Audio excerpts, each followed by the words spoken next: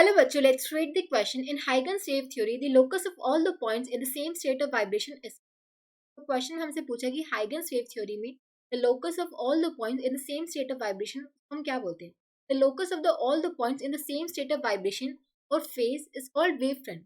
जिसमें सारे पॉइंट्स हमारे सेम फेज में वाइब्रेट कर रहे हैं उसे हम वेव फ्रंट बोलते हैं. ठीक है, हाइगन्स ने क्या कहा था कि each source of a light is a centre of a disturbance from which wave spread in all direction and all the particles equidistant from the source and vibrating in the same phase lie on a surface known as wavefront.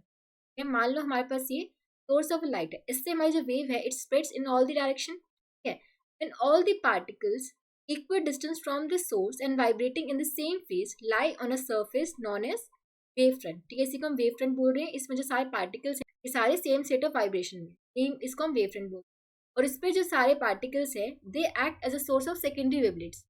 ठीक है, ये भी they act as a source of disturbance. इससे हमारी secondary wavelets produce होती हैं.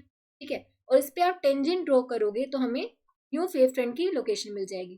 जब आप ऐसे टेंजेंट ड्रॉ करते जाओगे तो आपको सेकेंडरी जो आपका न्यू वेव फ्रंट बनेगा वो मिल जाएगा.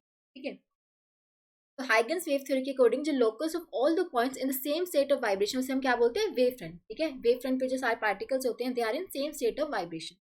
हमारा option 3 will be the correct answer. I hope आप सबको समझ आया होगा. Thank you so much.